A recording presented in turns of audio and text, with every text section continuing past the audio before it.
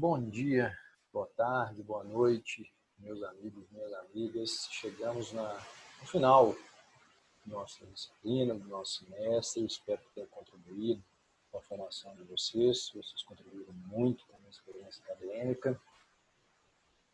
Foi uma situação, enfrentamos um semestre completamente atípico, marcado pela necessidade de afastamento social, em razão da pandemia de coronavírus. Então, tivemos que nos esforçar para essa adaptação,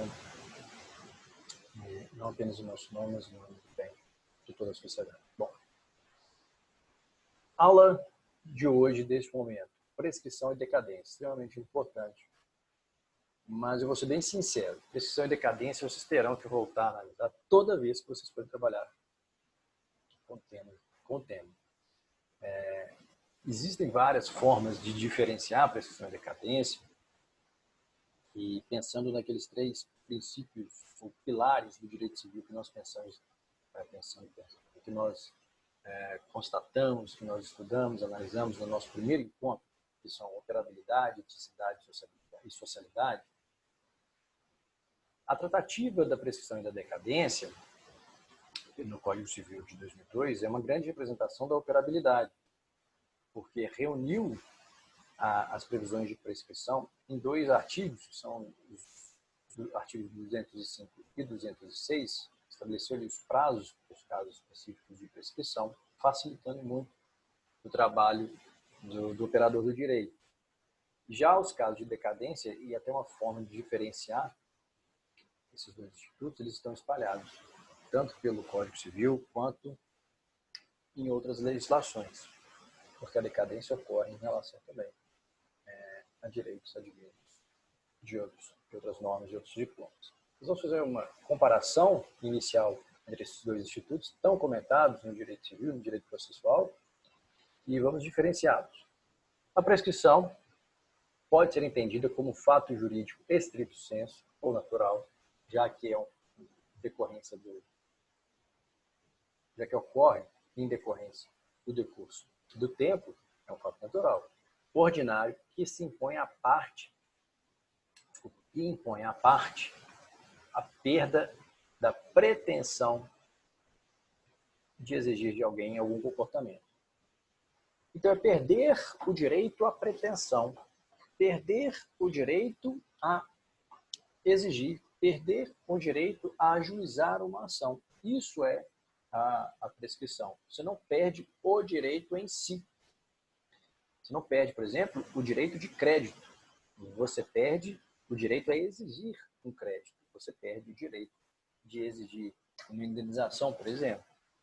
Por que isso acontece?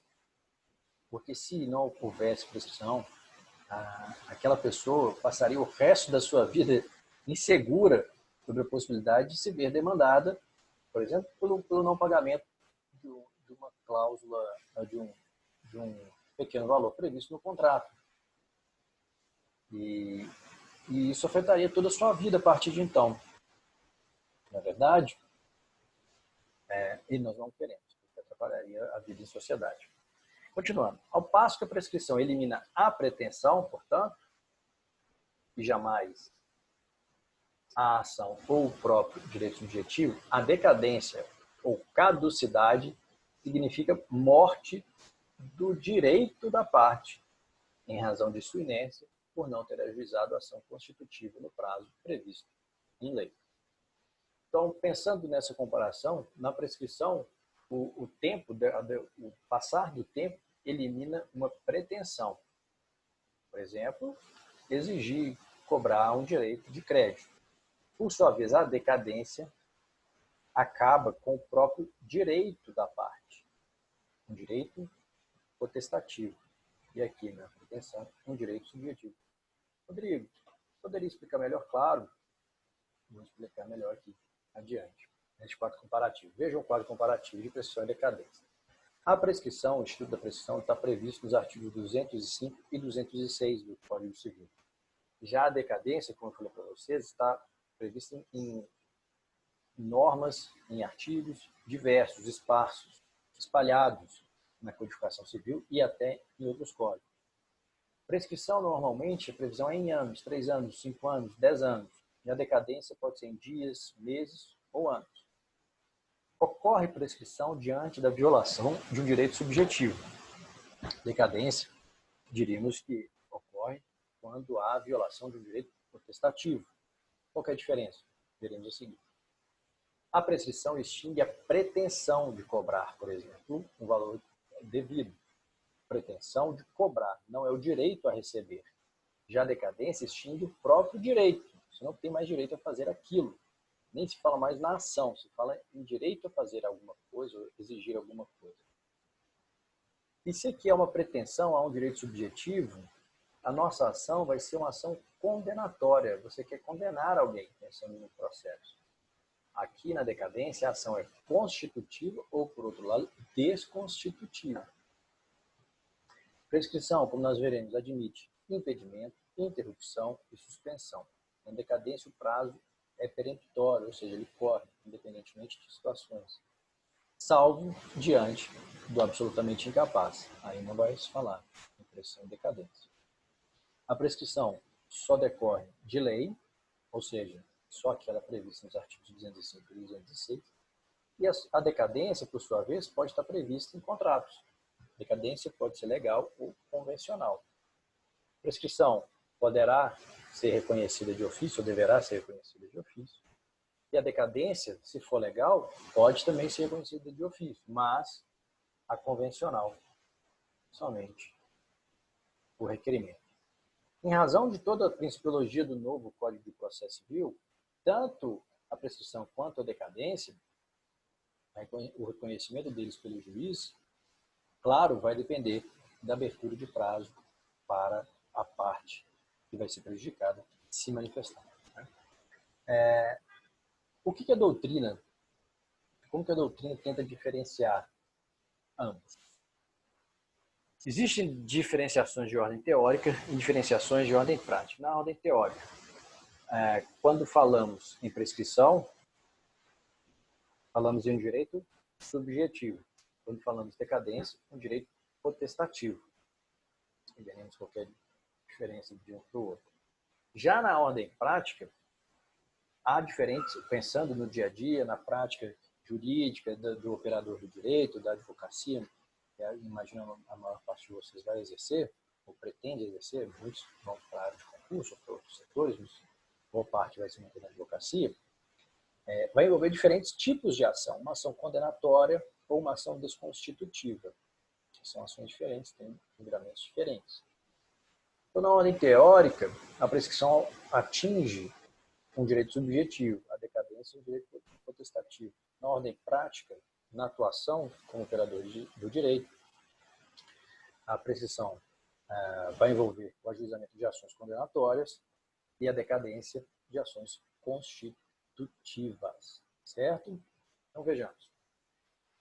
Diferentes tipos, já que são diferentes tipos de direitos, o que é direito subjetivo? Direito subjetivo é aquele que confere ao titular a prerrogativa de exigir de alguém um determinado comportamento, apreciável economicamente ou não. E o mais importante para mim no direito subjetivo é o papel da outra parte, daquela que vai ser exigida. Ela pode resistir, apresentando argumentos fáticos e jurídicos. Então, ela pode não cumprir aquele determinado comportamento que a parte contrária deseja. Ele pode mostrar que não tem que cumprir esse comportamento. Por exemplo, num contrato, possibilidade de ajuizar uma ação de cobrança pelo não cumprimento de previsões contratuais, direito subjetivo. A outra parte pode resistir, como alegando que aquela interpretação do contrato é incorreta ou alegando que ela cumpriu a parte dela do contrato, que está incorreto aqui, aquela cobrança indevida. Esse é o direito subjetivo, que é o que normalmente a gente verifica no direito envolvendo negócios jurídicos. Por outro lado, no direito potestativo, a gente ainda vai ver o conceito, eu quero fazer essa distinção melhor mais para frente, então fiquem tranquilos. Mas no direito potestativo, não há como resistir. Vamos supor, o direito a distrato, o direito a não se fixar ao contrato. Se não existe um tempo previsto, então se nada há no contrato, você tem o direito de solicitar a não participação, não vinculação. Você não está vinculado ao contrato ad eterno, né? Você pode exigir que haja distrato por determinadas situações. A outra parte pode existir? Pode. Mas você ter direito ao distrato é irresistível. Ela pode resistir aos moldes do distrato. Eu entendo sim, tá? Tem gente que entende que direito ao distrato é direito subjetivo. Mas eu acho que não se vincular a um contrato é o direito de todos. Mesmo que você tenha que pagar multas, que tenha que cumprir certos requisitos impostos pelo contrato, você tem o direito a não se vincular mais àquela pessoa, é óbvio. Né? Você não pode ficar vinculado para sempre a uma pessoa, porque você não tem uma boa relação. Então, o direito ao distrato seria um direito potestativo. Mesmo que você tenha que pagar multas, você pode deixar de fazer parte daquela relação contratual. Melhor, um exemplo melhor, o direito ao divórcio.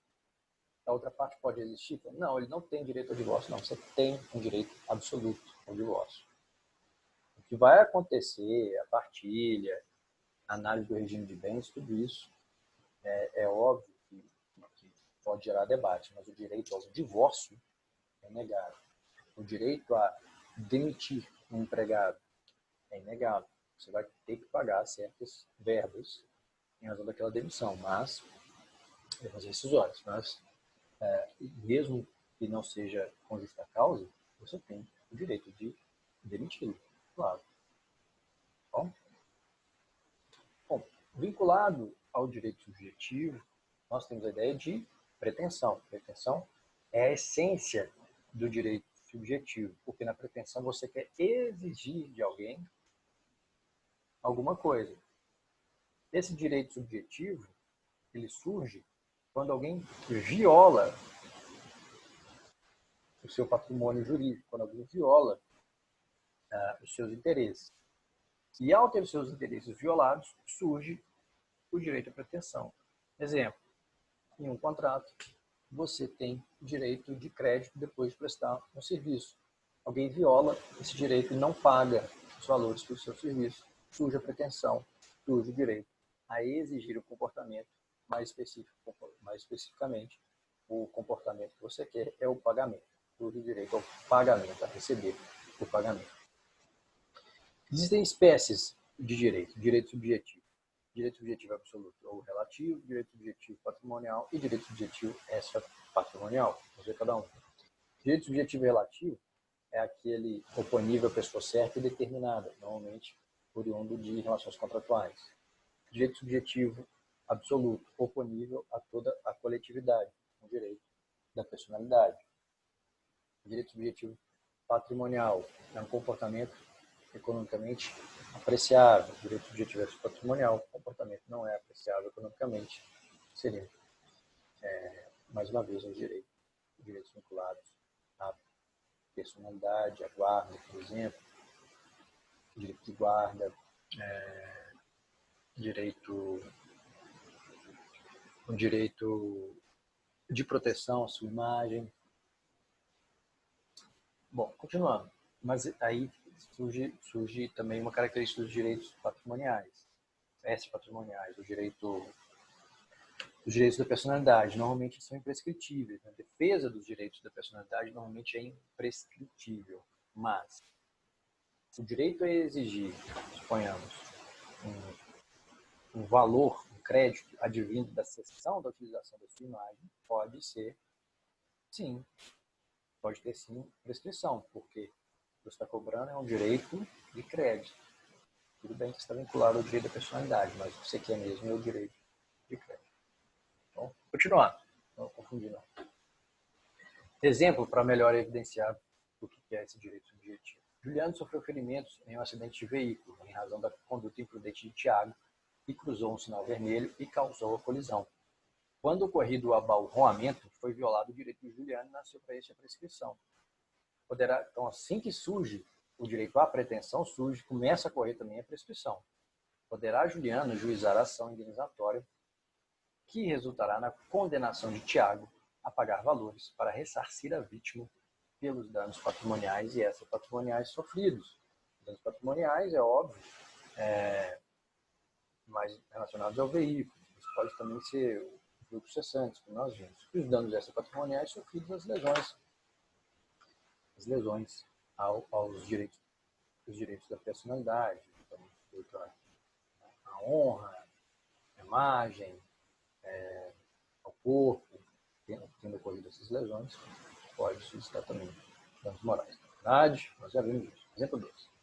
Em um outro caso hipotético, imagine que uma loja online de venda de videogames tenha realizado a venda de um PlayStation 4, ter formalizado esse negócio em contrato e não tenha recebido qualquer valor por isso. Caberia, no prazo de 5 anos, o ajuizamento de ação de cobrança para conseguir a condenação do adquirente ao pagamento do valor. É um direito de crédito, um direito subjetivo, ou a outra parte pode resistir, pode alegar que já fez o pagamento, pode alegar que não recebeu o PlayStation, pode alegar que não assinou o contrato.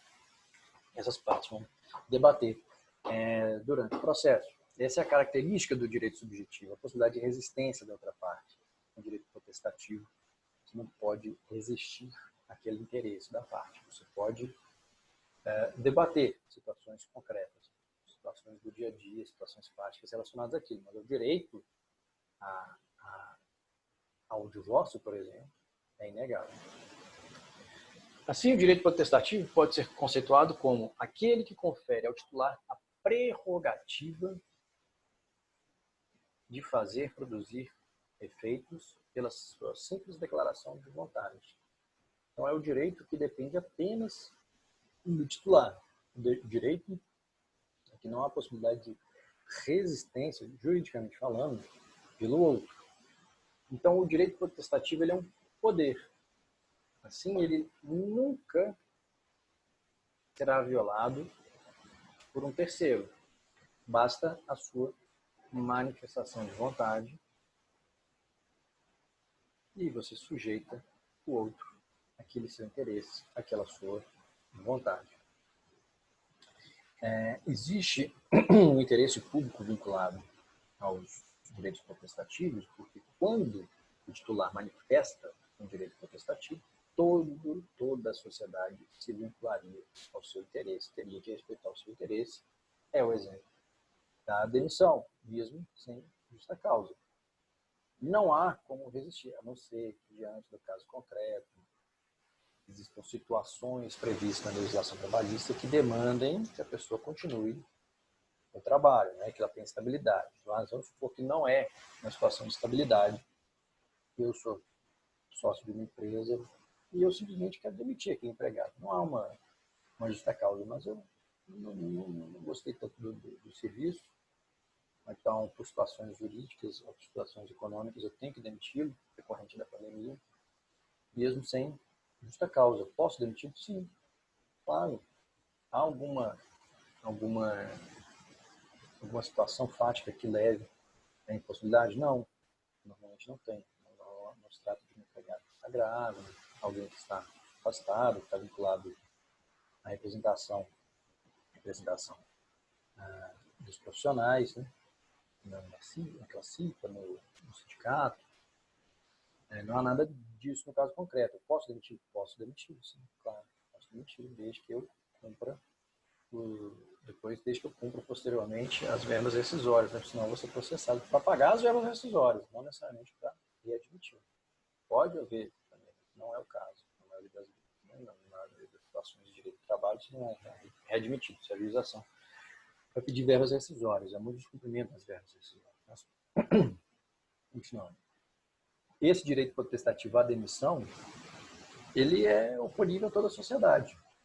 Eu tenho o direito de demitir, de conduzir a minha empresa da maneira que eu acho mais correta. Isso não haja justa causa, eu posso demitir aquele empregado. Divórcio, mesma coisa. Quando eu quero me divorciar, eu submeto toda a sociedade. Então, o Poder Judiciário tem que respeitar essa minha vontade de me divorciar. Pode haver o divórcio consensual ou litigioso. Se for litigioso, nada impede que eu me divorcie. O que vai se discutir é a partilha, não as razões, o divórcio, nada disso. Ninguém pode, a outra parte, ela não pode exigir que eu me mantenha casado, não tem mais interesse no matrimônio. A minha vontade é aquele meu direito de divorciar, um direito potestativo. Não há como a outra parte resistir eu submeto a outra parte, aquela nova situação, que vai ser o divórcio.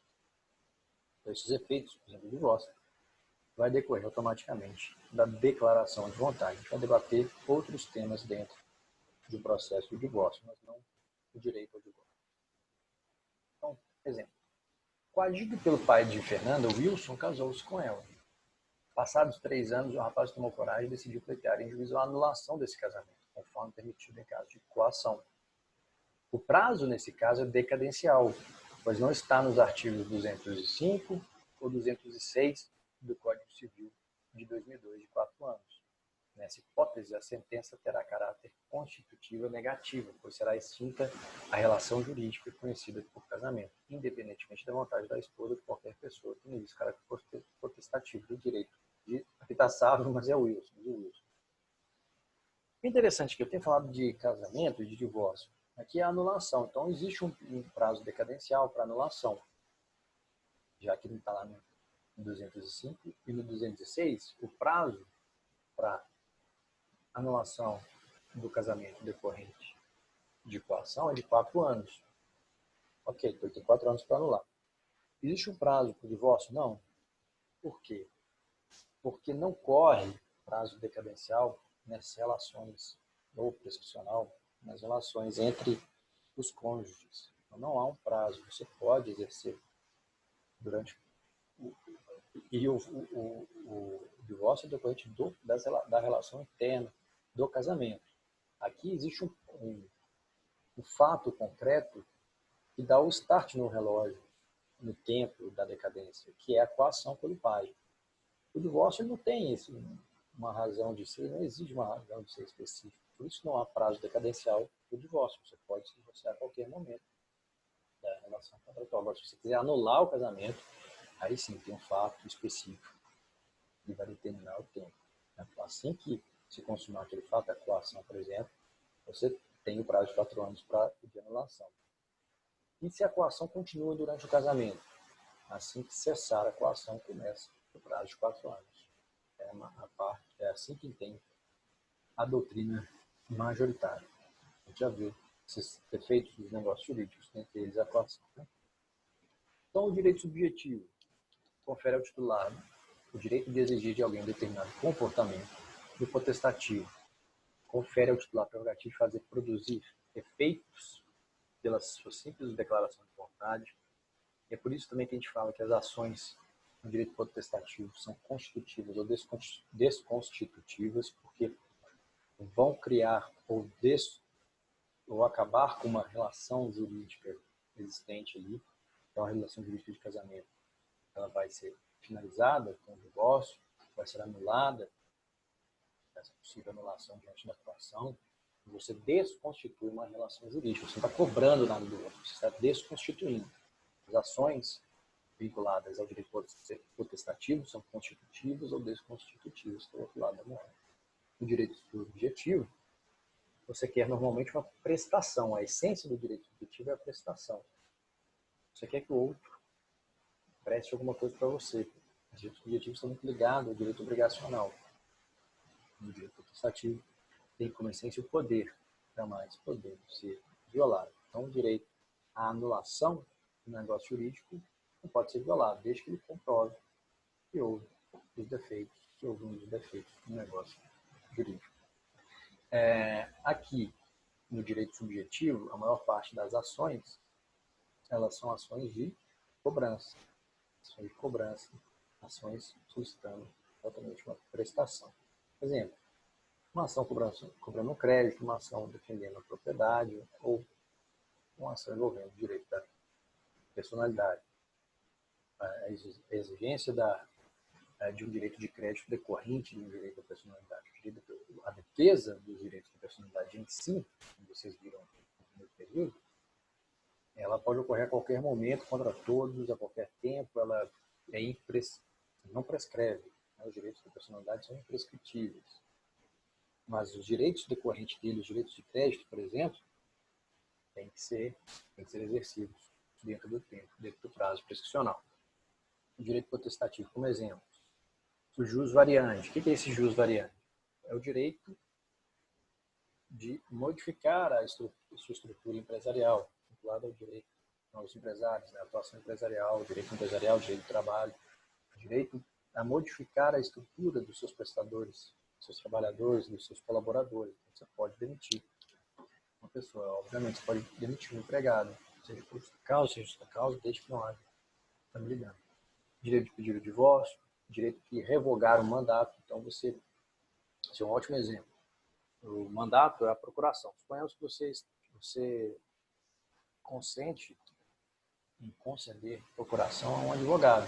Você não está satisfeito com a prestação do serviço. Você pode revogar aquele mandato, desde cumpridos os requisitos formais de notificá-lo, de vir a juízo e notificar também o Poder Judiciário que houve a modificação do procurador. Mas você pode fazer. Em relação, sua relação com o advogado, ele não pode resistir, pode tentar te convencer, mas ele não pode te impedir de trocar de advogado.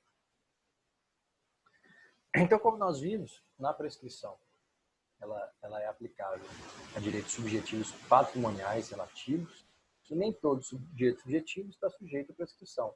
Por exemplo, os direitos patrimoniais são imprescritíveis. Os direitos da personalidade são imprescritíveis. Não vão prescrever, mas se você quiser cobrar um crédito decorrente da utilização da sua imagem, que é um direito, sendo que é direito à imagem da personalidade, você tem um prazo prescricional. E no fundo, você está cobrando um crédito. Alguém utilizou, você é um ator, e alguém utilizou sua imagem numa propaganda. Você tem o direito a receber certos valores do contrato. E não sendo pagos, você tem direito subjetivo de cobrança daqueles valores, de exigir uma prestação do outro. Mas, mesmo que lá no fundo do direito à imagem seja essa patrimonial, você está cobrando um crédito da utilização da sua imagem. Então, é crédito pode prescrever, prescritível. Então, para configurar a prescrição, que é a extinção dessa pretensão, tem que estar conjugados dois elementos. Quais sejam? A inércia, a não atuação do titular e o transcurso do tempo. Toda vez que houver uma ofensa a um direito objetivo, você pode ajuizar uma ação solicitando uma compensação financeira ou exigindo uma prestação.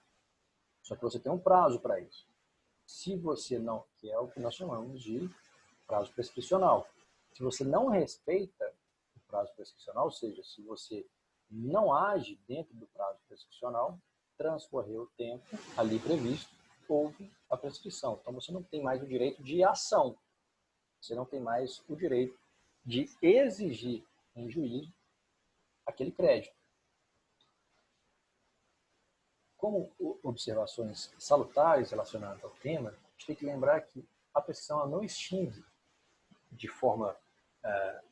não extingue aquele direito de ação abstrato que está previsto na Constituição. Então você pode ajuizar a ação, mesmo tendo ocorrido a prescrição, mas o juiz pode se pronunciar de ofício, alegando que ocorreu a prescrição, como é uma imposição legal, você perdeu o direito à pretensão, que é muito vinculado ao direito de ajuizar a ação.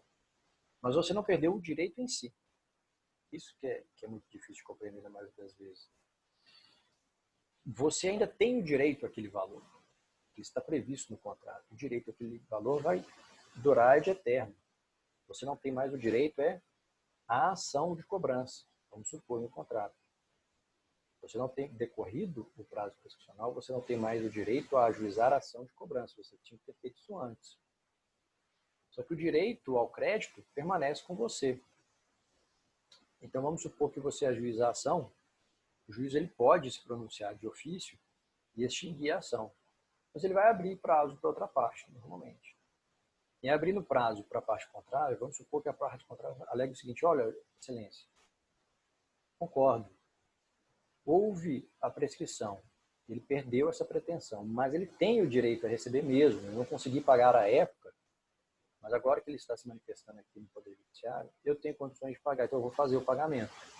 vou fazer o pagamento. Ele tem razão. Ele não tem o direito de ajuizar essa ação, mas ele tem o direito de crédito. E eu quero pagá-lo, vou pagá-lo. Ok. Luiz, ele, mesmo se ele pode extinguir a ação, baseado na prescrição, poderia extinguir a ação, mas o ideal, pensando na pacificação social, é que haja abertura novamente para outra parte, para eles tentarem entrar em um acordo extrajudicial. E aí extingue o próximo. O que significa tornar inexigível ou perder o direito à pretensão? Há a diferença entre perder a pretensão e perder o direito? Sim. Exemplo, se alguém pagar uma dívida prescrita, não poderá solicitar a devolução da quantia paga, já que existia o direito de crédito. Não foi extinto. Então, ao pagar uma dívida que prescreveu, vou reconhecer que realmente você estava em débito com aquela pessoa, você não pode solicitar a devolução do valor com base em suposta alegação de ser uma dívida indevida. Não, a dívida era devida. A dívida era devida. Você tinha que pagar aquele valor, sem dúvida. O que prescreveu foi o direito de ação do outro. Então, você não pode, posteriormente, solicitar o ressarcimento do valor. Porque o direito de crédito existe. O que não existe é o direito de ajuizar a ação. Por quê? Com base na segurança jurídica das relações interpessoais. Para que não decorra, para que a pessoa não fique submetida por toda a sua vida àquela insegurança de se ver processada. Assim, ela vai ter grande dificuldade de desenvolver sua atividade profissional ou atividades econômicas. Vai ter receio. Por isso que existe esse prazo prescricional ou prazo decadencial. Diferentemente, seria decadencial se você tivesse perdido o direito ao crédito. Não é o caso. Decadência, você perde o direito em si, o direito material. Já na prescrição, o que você perde é o direito de ajuizar, é o direito à pretensão ou o direito a ajuizar uma ação. Como é mais simples de explicar, o direito a solicitar aquilo em juízo. E esse é o direito à pretensão. Mas, extrajudicialmente, você pode continuar tentando, você pode praticar ações de cobrança extrajudiciais. E a pessoa não vai poder ajuizar uma ação indenizatória com base nessa cobrança extrajudicial. Porque você tem o direito ao crédito. Tem o direito ao crédito, você não tem o direito mais de ajuizar uma ação. Não tem mais o direito à pretensão. Então, se você notificá-la extrajudicialmente, é possível que você o faça? Claro, é possível que você o faça sem ser reprimido pelo direito, pelo Poder Judiciário, sem haver uma sanção do Poder Judiciário, porque você tem o direito ao crédito. Você não tem mais, na prescrição, é o direito a ajuizar a ação. Vejamos os artigos. Prazos, artigo 205. A prescrição ocorre em 10 anos quando a lei não lhe haja fixado prazo menor. Se não tiver um prazo menor aqui no Código Civil, a prescrição será de 10 anos. Parágrafo 3º. Em 3 anos, a pretensão relativa a aluguéis de prédios urbanos ou rústicos. Se você aluga um imóvel, não recebeu o valor daquele imóvel, você tem 3 anos para ajuizar a ação de cobrança. A pretensão para receber prestações vencidas de rendas temporárias ou vitalícias. Pretensão para ver juros, dividendos ou quaisquer prestações acessórias pagáveis em períodos não maiores de 1 ano, com capitalização sem ela. 4. A pretensão de ressarcimento de enriquecimento sem causa. Vamos supor que você pagou a mais a uma pessoa. Você tem, então, 3 anos para solicitar a devolução daquele valor, porque é enriquecimento sem causa. A pretensão de reparação civil, ou seja, aquilo que a gente acabou de estudar, responsabilidade civil. Tem 3 anos para ajuizar uma ação de responsabilidade civil, a partir da ocorrência do fato. Ocorreu o fato, passaram-se esses 3 anos, você não ajuizou a ação. Você escreveu o seu direito de ajuizar a ação de responsabilidade civil.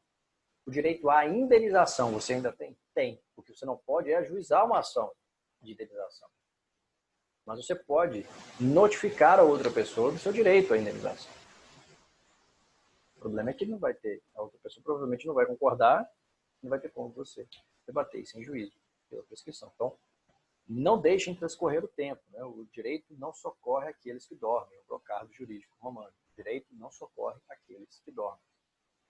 Em 5 anos, prescreve a pretensão de cobrança de dívidas líquidas constantes de instrumento público ou particular. Público ou particular. Vamos supor, é um título de confissão de dívida, e aí ali a dívida líquida, não é uma discussão contratual. Você não vai discutir, não vai calcular ainda o valor da dívida. A dívida já está líquida, está prevista naquela confissão de dívida, o quanto acrescido de juros, de atualização. Você tem 5 anos para juizar essas ações. Pretensão dos profissionais liberais em geral, procuradores judiciais, curadores e professores, pelos seus honorários, contado o prazo da conclusão do serviço, da cessação dos respectivos contratos ou mandato.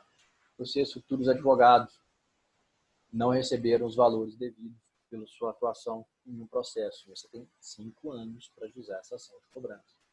3. A pretensão do vencedor para haver do vencido que despendeu em juízo. Também 5 anos.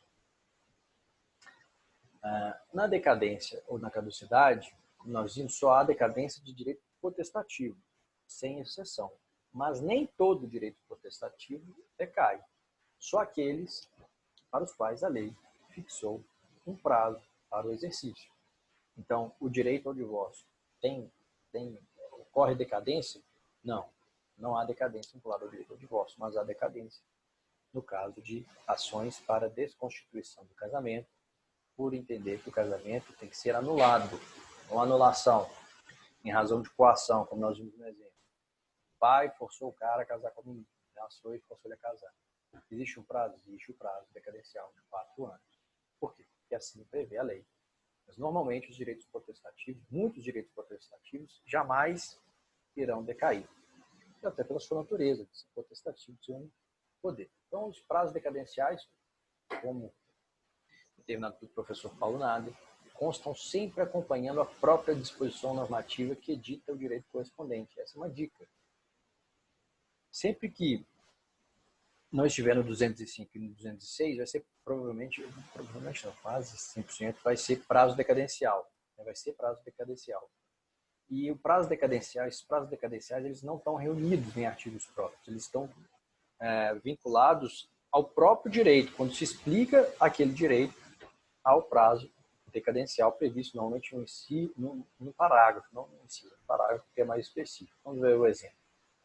Artigo 505 é melhor. A gente vai ver o 178, mas vamos no 505 primeiro. Artigo 505. O vendedor de coisa imóvel pode reservar-se o direito de recobrá-la no prazo máximo de decadência de 3 anos, restituindo o preço recebido e reembolsando as despesas do comprador, inclusive as que, durante o período de resgate, se efetuaram com a sua autorização escrita ou para a realização de benfeitorias necessárias. O artigo 505 ele não foi elaborado para falar desse prazo de decadência de 3 anos, mas sim para tratar de uma situação em que um vendedor de coisa imóvel quer a coisa imóvel de volta. Então, ele está tratando de bens imóveis, ou de contrato de compra e venda de bem imóvel. Não é um artigo elaborado para se tratar de decadência. Ele explica, dentro da temática de compra e venda de bens imóveis, a possibilidade de exigir de volta aquele bem. Estabelece o prazo máximo de decadência de 3 anos. Então, veja que o prazo de decadência está dentro de outro artigo.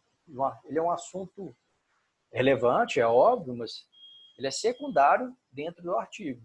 O artigo ele prevê essa possibilidade. O que é interessante aqui é a possibilidade de ter a coisa imóvel de volta, de solicitá-la de volta, pagando os valores a mais que forem necessários, dentro do prazo de 3 anos.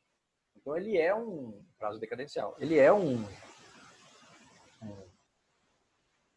assunto secundário e que está dentro do artigo que trata dessa possibilidade, desse direito potestativo de exigir um imóvel de volta, pagando o valor acrescido da atualização financeira e do trabalho exercido pelo anterior ali.